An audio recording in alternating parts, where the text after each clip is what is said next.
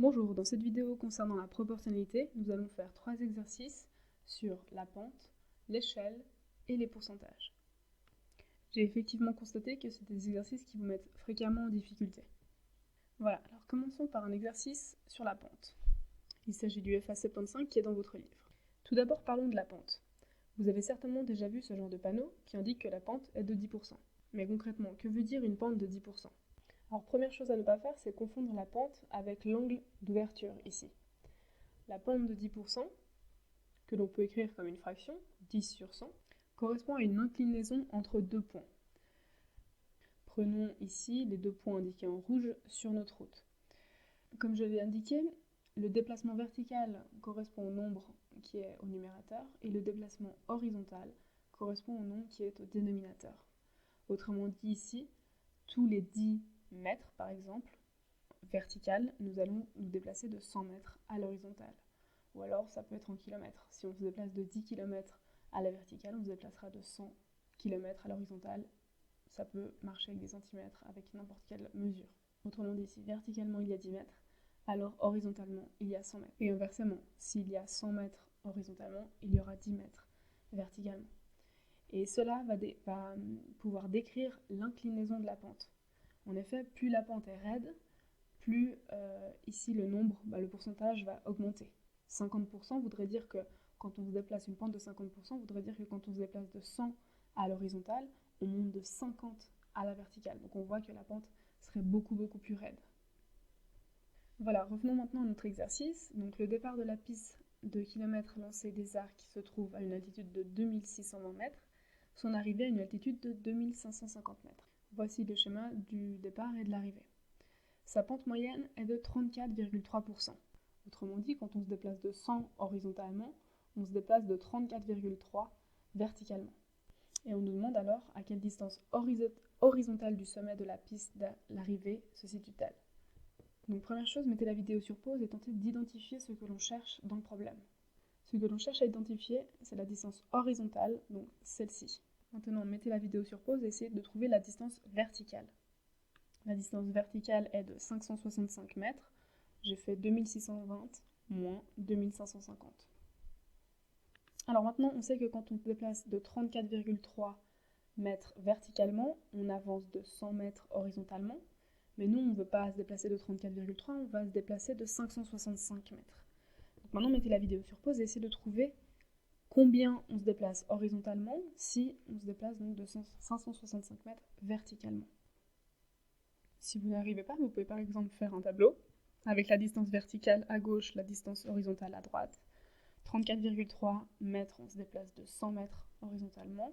Et pour 565 mètres verticales, combien on va faire de mètres horizontalement? Pour cela, suffit de faire une règle de 3, 565 fois 100, divisé par 34,3. On trouve que le déplacement horizontal est d'environ 1647 mètres. On aurait pu également écrire l'égalité suivante, donc notre 34,3 sur 100 égale à 565 sur combien? Et chercher x. Là aussi on fait une règle de 3, 100 fois 565 divisé par 34,3. Passons maintenant à l'exercice concernant l'échelle, le FA73.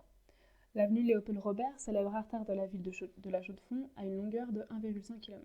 Sur un plan de la ville, à échelle 1 cm pour 12 000 cm, quelle est la longueur du segment qui représente cette avenue?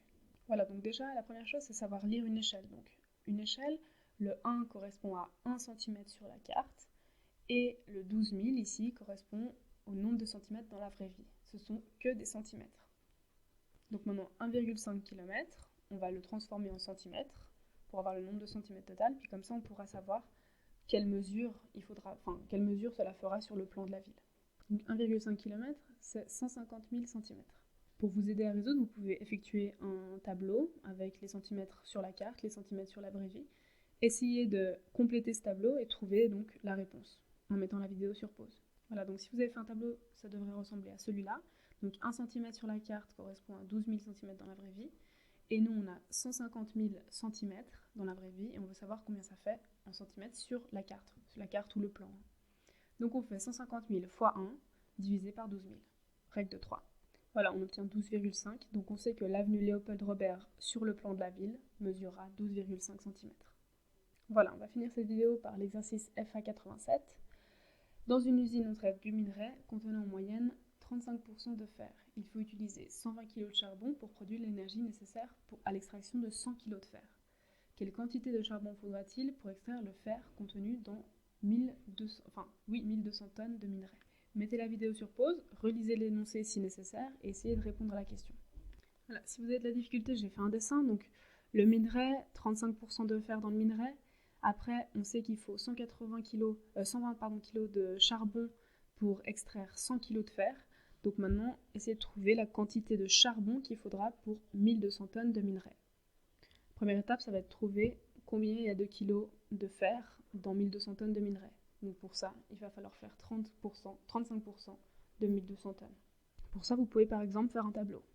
Donc ici, j'ai mis le poids à gauche, les pourcentages à droite. Donc 1200 tonnes, ça serait le 100%. Et on aimerait les 35% de 1200. Donc on fait 35 fois 1200 divisé par 100 et on obtient 420 tonnes. Autrement dit, on a 420 tonnes de fer. 420 tonnes, pour les transformer en kilos, il faut faire fois 1000, donc 420 fois 1000. Donc on a 420 000 kg de fer et on veut trouver la quantité de charbon nécessaire. Pour cela, on effectue de nouveau une règle de 3, donc 420 000 fois 120 divisé par 100. Voilà, donc on obtient 504 000 kg de charbon, autrement dit 504 tonnes de charbon.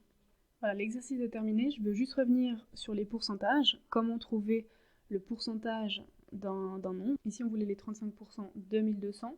Le 2 se traduit en mathématiques par une multiplication. 35%, c'est 35 divisé par 100 en mathématiques. Donc, on peut écrire le calcul suivant.